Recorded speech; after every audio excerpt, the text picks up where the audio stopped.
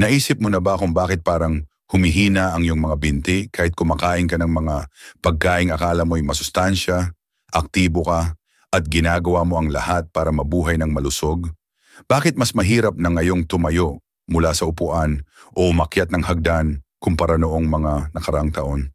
Maaring isipin mo na ito'y dahil sa pagtanda, pero paano kung may isang bagay na kinakain mo araw-araw na akala mo'y mabuti para sa iyo, ang tunay na dahilan ng unti-unting paghina ng iyong mga kalamnan, pananakit ng kasukasuan at pagkawala ng balanse?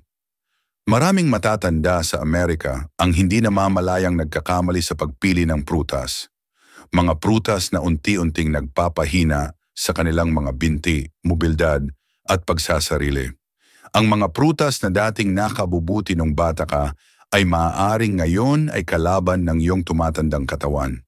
Tuklasin natin ang 7 pinakamasamang prutas para sa mga matatanda at kung paano ang bawat isa ay maaaring unti-unting nagpapahina sa iyong mga binti, sumisira sa iyong mga kasukasuan, at kumukha sa lakas na iyong pinaghuhugutan para manatiling matatag, malakas, at independyente.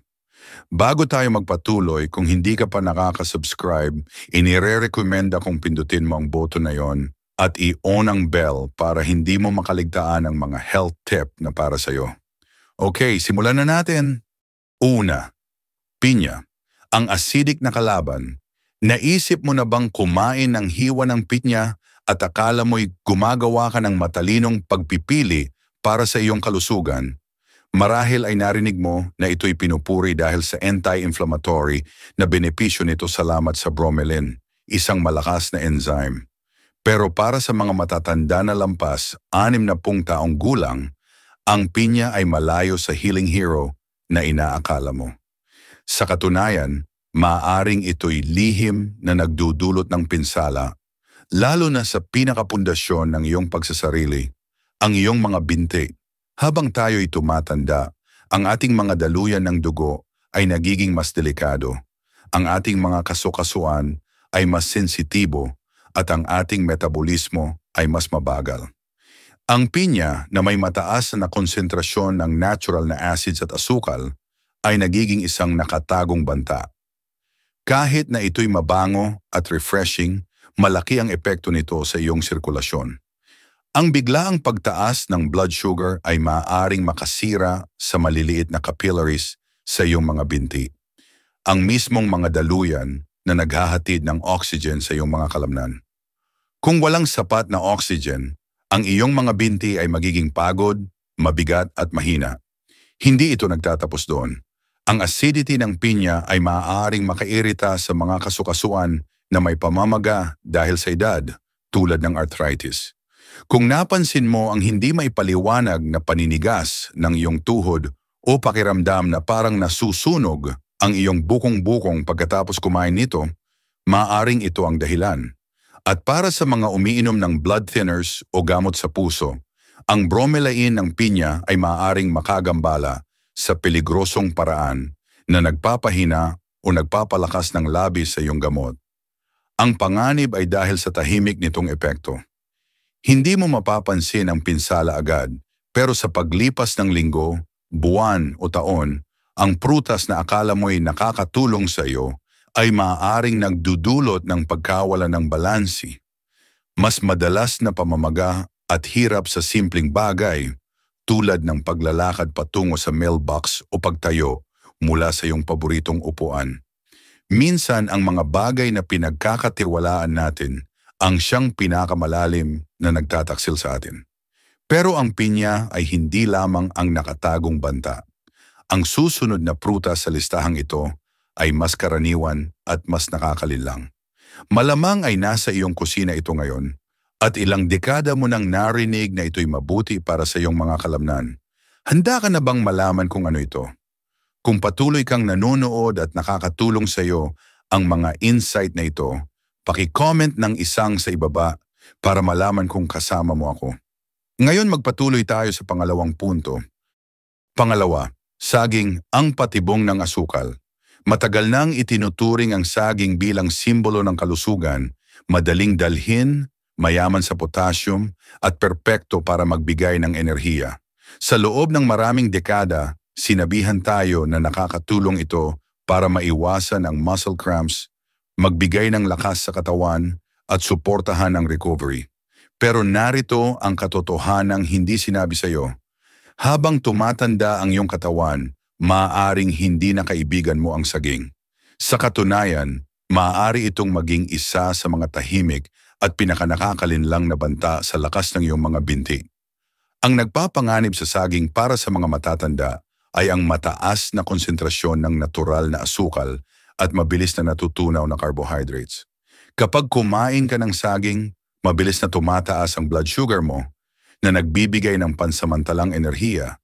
Pero ang sumusunod ay mas masama.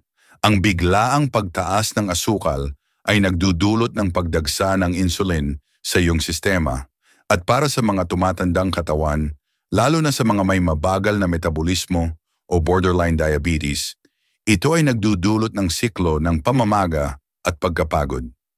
Sa paglipas ng panahon, ang katawan ay nagiging less responsive sa insulin at ito ay nagdudulot ng patuloy na kabigatan, paninigas at pamamaga ng mga binti, lalo na pagkatapos kumain. Pero hindi ito nagtatapos doon. Ang saging ay nagdudulot din ng fluid retention. Kung napansin mo ang pamamanas ng iyong mga paa o kakaibang paninikip sa iyong mga bukong-bukong pagkatapos umupo, ang healthy na saging na iyon ang maaaring may kasalanan. Ang banayad na pag-ipon ng tubig ay maaaring magdulot ng dagdag na pressure sa iyong mga joints at muscles, na nagpaparamdam na mas mahirap ang bawat hakbang.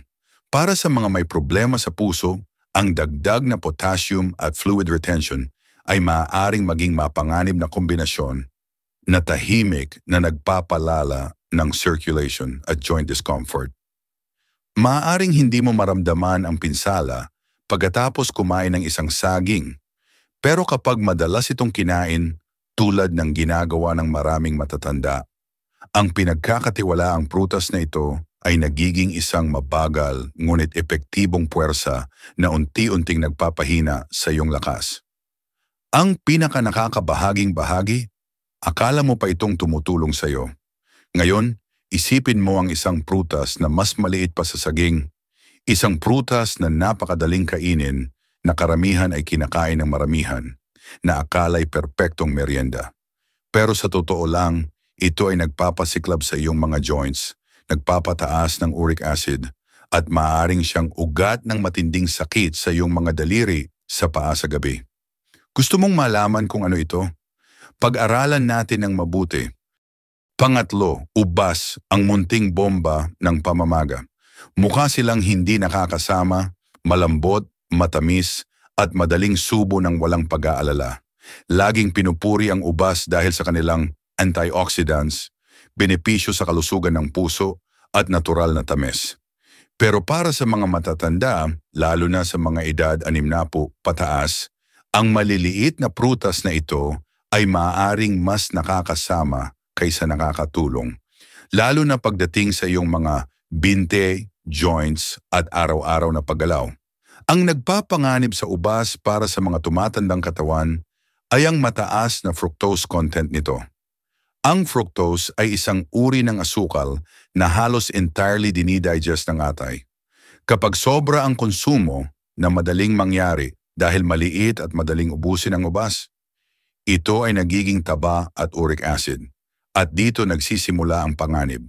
Ang uric acid ay naiipon sa mga joints, lalo na sa tuhod, bukong-bukong at mga daliri sa paa, na nagdudulot ng pamamaga, paninigas, at kahit gout-like pain. Ang matinding sakit sa iyong hinlalaki sa gabi, ang pananakit ng binti pagkatapos maglakad ng kaunti, ang pamamagang parang ayaw mawala, ang ubas ang maaaring hidden trigger sa likod ng lahat ng ito. Mas nakakabahala pa ay kung gaano kadaling makakain ng sobra. Isang dakot ay nagiging 2, tapos 3, bago mo pamamalayan, mas marami ka nang na-consume na asukal kaysa sa isang dessert. At ang asukal na iyon ay hindi lang nakakaapekto sa iyong joints. Pinapakain nito ang chronic low-grade inflammation sa buong katawan na nagpapabagal ng paggaling, nagpapalala ng pagkapagod, at unti-unting nagpapahina sa lakas ng iyong mga binti. Karamihan sa mga matatanda ay hindi ito alam. Itinuturing na ligtas na merienda ang ubas, pero sa ilalim ng kanilang innocent na hitsura ay may mabagal ngunit tuloy-tuloy na puwersa na maaaring nagbabawas sa iyong kakayahang gumalaw ng malaya para makalakad ng walang sakit o tumayo ng walang pamamaga. At kung ang isang maliit na ubas ay kayang magdulot ng ganitong pinsala, isipin mo ang epekto ng isang prutas na halos tubig lang pero kumikilos tulad ng purong asukal sa iyong dugo. Ito ang prutas na kinakain mo kapag nauuhaw pero maaaring unti-unting nagpapatuyo ng iyong lakas. Gusto mong malaman? Alamin natin kung ano talaga ang prutas na yon. Kung nanonood ka pa rin at nakakatanggap ng mahalagang impormasyon, mangyaring mag-comment ng isa sa ibaba para malaman kung nandito ka. Ngayon, ituloy natin sa ika-4 na punto. Pang-4, pakwan, ang mapanlinlang na pampahid ng uhaw. May kaginhawaan sa bawat hiwa ng pakwan. Nagdudulot ito ng alaala ng mga hapong tag-araw, mga pagtitipon sa bakuran, at ang simpleng ligaya ng isang matamis at malamig na pagkain. Para sa mga nakatatanda, madalas itong ituring na ligtas na pampagana, mababa sa calories, halos tubig ang laman at madaling tunawin. Ngunit paano kung sasabihin ko sa iyo na ang inosenteng prutas na ito ay maaaring unti-unting nagpapahina sa iyong mga binti? Sa kabila ng nakakapreskong lasa at mataas na tubig nito, ang pakwan ay isa sa may pinakamataas na glycemic index sa lahat ng prutas. Ibig sabihin, mabilis itong nagpapataas ng blood sugar na sinusundan ng pagbagsak na nagiiwan sa iyong katawan ng pamamaga, pagkapagod at hirap sa paggaling. Para sa mga matatanda, lalo na ang may mabagal na metabolismo o borderline insulin resistance, ang biglaang pagtaas ng asukal na ito ay malayo sa hindi nakakapinsala. Pinapalala nito ang systemic inflammation, lalo na sa mga binti, kung saan mahina na ang sirkulasyon dahil sa edad. Ang sumusunod ay banayad ngunit mapanganib. Mas naninigas ang iyong mga tuhod, mas madalas na mamaga ang iyong mga bukong-bukong, bumibigat ang mga binti pagkatapos lang ng maikling lakad, at habang buong akala mo'y nagpapatubig ka lang. Ngunit sa halip na suportahan ang iyong mga kalamnan, maaring pinagkukulang ng tamang oxygen ang pakwan na nagpapahirap sa bawat hakbang at unti-unting sumisira sa iyong balanse. At tulad ng ubas, madaling labis ang pagkain ng pakwan. Isang hiwa ay nagiging 2, tapos 3, dahil hindi mabigat sa pakiramdam. Ngunit hindi nadadaya ng magaan na texture ang iyong katawan. Nakikita nito ang asukal, tumutugon sa insulin at nagdudulot ng pananakit, paninikip at pamamaga na nagpapahirap sa pag-akyat ng hagdan o pagtayo ng hindi dapat. Ito ang malupit na kabalintunaan. Ang prutas na parang tubig ang dating ay kumikilos tulad ng asukal at sa halip na makatulong sa iyong mga binti, unti-unti nitong pinapagod ang mga ito. Ngunit kung ganito pala ang pakwan, paano pa kaya ang isang prutas na pinagkakatiwalaan mo ng ilang dekada bilang simbolo ng kalusugan at immunity? Isang prutas na laging naroon sa hapagkainan at mga baso ng juice, ngunit marahil ay lihim na nagpapalala sa iyong pananakit ng kaso-kasuan araw-araw. Pag-aralan natin ito ng mabuti. Kung pinapanood mo pa rin ang video na ito at nakakatulong sa iyo ang mga insight na ito, mangyaring mag-comment ng numero 4 sa ibaba para malaman kung nandito ka. At kung hindi ka pa nakakapag-subscribe, inire-recommend akong mag-subscribe ka at iyon ang bell para hindi ka makaligtaan ng anumang video.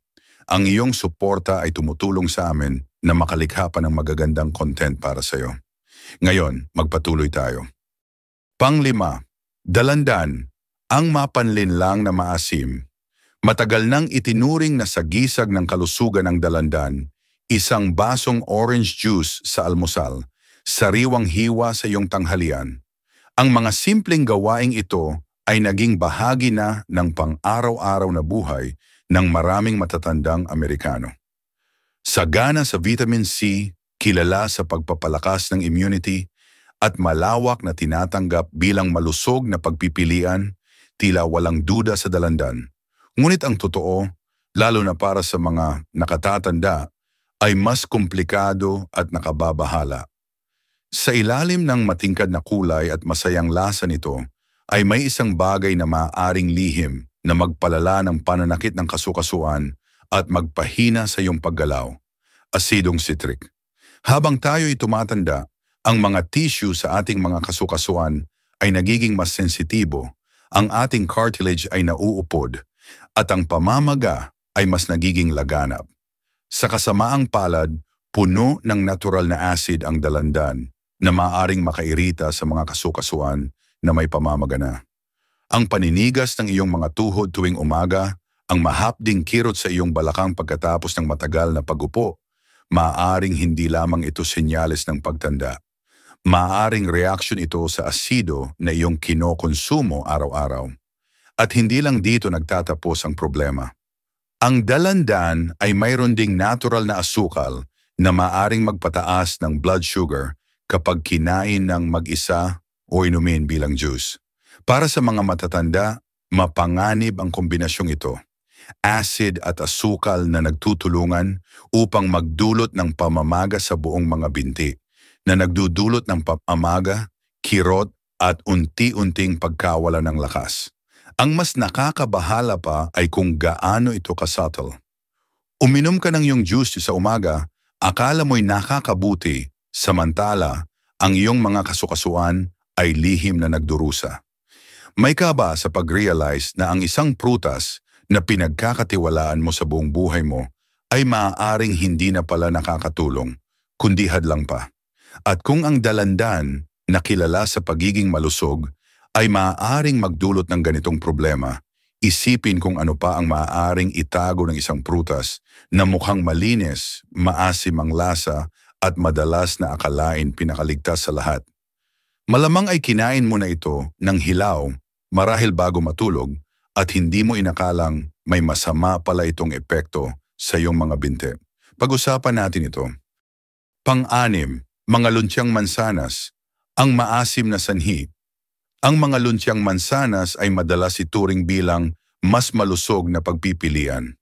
Matamis ang pait, malutong, at mas kaunting asukal kumpara sa mga pulang mansanas. Para sa maraming matatanda na nagbabawas ng pagkain ng matatamis, ang luntiyang mansanas ay tila perpektong merienda, malinis, magaan, at mabuti para sa panunaw. Ngunit sa likod ng nakakapreskong lasa nito ay may katotohanang hindi alam ng karamihan hanggang sa huli. Ang mga mansanas na ito ay maaaring nagdudulot ng mismong pananakit at panghihina na iyong pinipigilan. Ang matalas na lasa ng luntiyang mansanas ay nagmumula sa malic acid, isang natural na compound na, bagamat kayang tiisin ng mas batang katawan, ay maaaring maging masakit at nakairita sa mga tumatandang tisyu. Habang tayo ay tumatanda, ang lining ng ating bituka ay nagiging mas delikado. Ang ating mga kasukasuan ay mas sensitibo at ang ating kakayahang neutralisahin ang mga asido ay bumababa. Ibig sabihin, ang simpleng bagay tulad ng luntiyang mansanas ay maaaring unti-unting magpalala ng pananakit ng kasukasuan, magdulot ng paninigas ng kalamnan, at kahit na magdulot ng mga krampis sa binti sa gabi. Maraming matatanda ang hindi nakikita ang koneksyon. Sinisisi ang kanilang kirot sa pagtanda, samantalang sa katunayan, maaaring ito ay nagmumula sa isang bagay na nakalagay sa kanilang prutas. At bagamat ang luntiyang mansanas ay maaaring hindi gaanong matamis, naglalaman pa rin ito ng natural na asukal. Kapag kinain ng mag-isa, lalo na sa walang laman, na tiyan o bago matulog, ang mga asukal na ito ay maaaring magdulot ng maliliit ngunit paulit-ulit na pagtaas ng blood sugar. Para sa matandang katawan na may mabagal na insulin response, nagdudulot ito ng pamamaga at pagkapagod sa mga binti. Sa umaga, ang paninigas na nararamdaman mo kapag bumangon ka o ang bigat sa iyong hita sa hapon ay maaaring protesta ng iyong katawan laban sa isang prutas na akala mo ay nakakatulong. Kahit ang maliliit na pang-araw-araw na gawi, kapag inulit ng matagal, ay maaaring magdulot ng mga epekto. Lalo na kung ito ay may kinalaman sa mga pagkaing tila walang masama sa ibabaw. Ngunit kung ang luntiang mansanas ay maaaring unti-unting makasira sa iyong ginhawa at kakayahang kumilos, ano ang mangyayari kapag kumain ka ng mas matamis, isang malambot, tropikal at minamahal ng halos lahat? Ang susunod ay isang prutas na natural na napakatamis, parang dessert, at maaaring ito ang pinakadelikado sa lahat. Ipalabas natin ang huling salarin. Pang-7, mangga, ang bomba ng asukal. Ang mangga ay minamahal ng marami. Ang mayamang gintong laman, malambot na texture, at matamis na aroma nito ay nagpaparamdam na ito ay candy ng kalikasan, lalo na sa mga buwan ng taginit. Para sa matatanda, ito ay madalas ituring bilang nakakapresko at malusog na pampalasa. Ngunit sa ilalim ng maliwanag na anyo nito ay may katotohanang bihirang pag-usapan. Ang mangga ay maaaring isa sa pinakanakasasamang prutas para sa tumatandang mga binti at kasukasuan. Ang nagpapanganib sa mangga para sa mga taong lampas 60 taong gulang ay ang mataas nitong natural na asukal. Bagamat ang salitang natural ay tila hindi nakakapinsala, pareho ang proseso ng katawan sa asukal, mangga man ito o dessert. Kapag kumain ang isang matanda ng mangga, maaari itong magdulot ng biglaang pagtaas ng blood glucose na sinusundan ng pagbagsak. Ang mga pagtaas at pagbaba na ito ay hindi lamang nakakapagod. Aktibo itong nagdudulot ng pamamaga sa mga kalamnan at kasukasuan, lalo na sa ibabang bahagi ng katawan kung saan ang sirkulasyon ay humina na dahil sa edad. Sa paglipas ng panahon, ang pamamagang ito ay nagpapakita ng sarili sa mga nakababahalang paraan. Pangangati sa mga daliri ng paa, pamamaga sa bukong-bukong, paninigas sa tuhod, o isang malabo, mabigat na pakiramdam sa hita pagkatapos maglakad. Kung mayroon kang nerve issues o prediabetes, mas mataas ang panganib.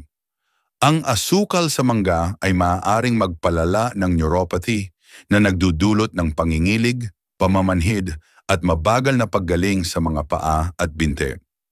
Ang tunay na panganib ay kung gaano kadaling sobrahan ang pagkain nito. Ang mangga ay tila magaan at malusog, ngunit mas marami itong asukal kaysa sa inaakala ng marami. At dahil hindi ito processed sweet, hindi natin ito tinitingnan ng may parehong pag-iingat. Ito ang dahilan kung bakit ito nakakalusot sa ating depensa. Unti-unting nagpapahina sa ating mga binti habang akala natin ay malinis ang ating kinakain. Pagdating sa pagprotekta ng iyong lakas at kalayaan, kahit ang pinaka-inosenteng prutas ay maaaring maging isang nakatagong banta. Ngunit narito ang magandang balita, kung ang maling prutas ay maaaring makasira sa iyong mga binti, ang tamang prutas ay maaaring makatulong na pagalingin at suportahan ang mga ito. Kaya ano ang dapat mong kainin? Tuklasin natin ang mga prutas na tunay na nagpapalusog sa tumatandang mga binti at kasukasuan. Ano ang dapat mong kainin? Matapos malaman ang tungkol sa mga prutas na maaaring unti-unting makasira sa iyong mga binti, magpahina ng iyong mga kasukasuan at bawasan ang iyong kalayaan sa paggalaw, natural lang na itanong, kaya ano ang maaari kong kainin? Dito bumabalik ang pag-asa. Dahil hindi lahat ng prutas ay nakakapinsala. Ang ilan ay iyong pinakamalaking kaalyado. Sa katunayan, ang tamang prutas ay maaaring gawin ng higit pa sa pagpapalusog sa iyong katawan. Maaari itong makatulong na maibalik ang iyong lakas, magpakalma sa pamamaga, at suportahan ang mismong mga kalamnan at kasukasuan na nagdadala sa iyo sa buhay. Para sa matatanda, ang susi ay ang pagpili ng mga prutas na mababa sa asukal, banayad sa sirkulasyon, at mayaman sa anti-inflammatory compounds. Halimbawa, ang mga berry, blueberry, raspberry, at blackberry. Ang maliliit na prutas na ito ay kabilang sa pinakamakapangyarihang tagapagtanggol ng kalikasan. Puno sila ng antioxidants na lumalaban sa pamamaga at sumusuporta sa malusog na daloy ng dugo, lalo na sa mga binti at paa kung saan humihina ang sirkulasyon sa pagtanda. At hindi tulad ng mga mas matatamis na prutas, tumutulong sila na patatagin ang blood sugar, iniiwasan ang mga pagtaas at pagbaba na nagpaparamdam ng pagod at bigat sa iyong mga binti. Pagkatapos ay ang cherries. Kapag kinain ng moderasyon, napatunayan na nito na binabawasan ang uric acid, na tumutulong labanan ang pananakit ng kasukasuan at gout, karaniwang kondisyon sa mga matatanda. Kahit isang maliit na dakot ay maaaring magpakalma sa pangangati sa iyong tuhod o paninigas sa iyong mga daliri ng paa. Isang prutas na nagulat sa marami ay ang abokado. Oo, ito ay isang prutas at isa sa pinakamabuting maaari mong kainin. Mayaman sa malusog na taba, binabawasan nito ang pamamaga at nagbibigay ng matatag na enerhiya nang hindi ginugulo ang iyong blood sugar.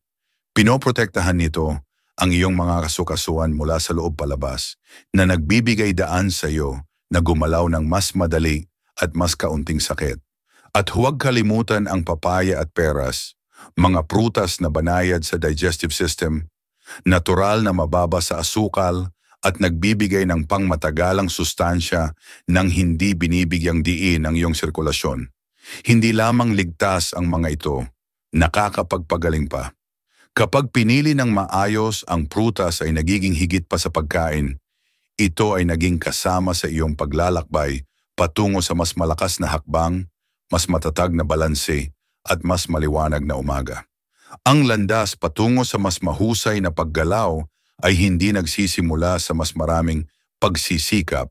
Nagsisimula ito sa mas mahusay na mga pagpipilian. At ikaw ay nagawa na ang unang hakbang. Konklusyon, isang personal na mensahe sa mga nais pang lumakas. Kung nakarating ka na sa puntong ito, alam ko ang isang bagay ng may katiyakan. Mahalaga sa iyo ang iyong kinabukasan. Hindi ka lamang naghahanap ng mabilis na solusyon o mga uso, naghahanap ka ng katotohanan, ng kaliwanagan at ng karunungan na hindi lamang nakikipag-usap sa iyong katawan kundi pati sa iyong karanasan. Ipinapahiwatig din nito sa akin. Hindi ka pa handang sumuko sa iyong lakas, sa iyong kalayaan o sa iyong kakayahang malayang kumilos. At hindi mo dapat gawin iyon.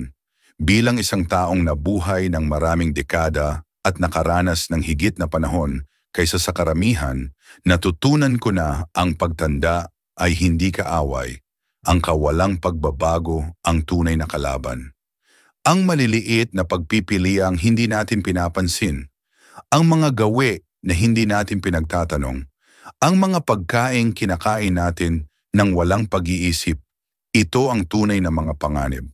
Hindi dahil may masamang intensyon tayo, kundi dahil walang nagsabi sa atin ng buong kwento. Walang nagbabala sa atin na mismong mga prutas na pinaniniwalaan nating nakakatulong ay maaaring patuloy na ninanakaw ang ating lakas, balanse at ginhawa ng simpleng pagtayo ng walang sakit. Ngunit ngayon alam mo na, at ang kaalamang iyon ay makapangyarihan. Ang iyong kinakain ay mas mahalaga ngayon kaysa kailanman. Bawat prutas, bawat kagat, bawat gawi, ito ay nagpapatibay sa iyo o unti-unting nagpapahina sa iyo. At narito ang katotohanang walang nagsasabi sa iyo. Ikaw pa rin ang may kontrol. May kakayahan ka pa rin magbago, protektahan ang iyong mga binti, protektahan ang iyong kalayaan. Hindi ka nasa ilalim ng kapangyarihan ng iyong edad. Ikaw ang tagapangalaga ng iyong kalusugan. Kaya seryosohin mo ito, hindi dahil sa takot, kundi dahil sa pagmamahal sa sarili. Ang iyong mga binti ay nagdadala ng higit pa sa iyong katawan. Nagdadala ito ng iyong layunin, iyong mga hilig, iyong kakayahang makibahagi sa mga tao at lugar na mahalaga sa iyo. Nagdadala ito ng iyong buhay. Kung may isang bagay akong natutunan pagkatapos ng 9 na dekada, ito. Ang katawan ay nakikinig sa ating kinakain at laging tumutugon. Hindi palaging agad, ngunit palagi. Pumili ng mga pagkaing nagsasabi ng paggaling, hindi pinsala. Pumili ng paggalaw kaysa kawalang galaw, kamalayan kaysa haka-haka, karunungan kaysa kinaugalian. At higit sa lahat, huwag kalimutan, hindi pa huli ang lahat para lumakas kang muli. Ang mga araling ito ay inilaan upang magbigay inspirasyon sa iyo na mabuhay ng buo at tunay. Ngayon, nais kong marinig mula sa iyo. Maglaan ng sandali upang magmuni-muni at ibahagi ang isang bagay na iyong natutunan at balak isabuhay. Suportahan natin ang isa't isa sa paglalakbay na ito patungo sa pagyakap sa mga katotohanan ito. Kung nagustuhan mo ang video na ito, mangyaring mag-iwan ng komento ng isa. Kung hindi, maaari kang magkomento ng 0. Ang iyong feedback ay mahalaga sa amin.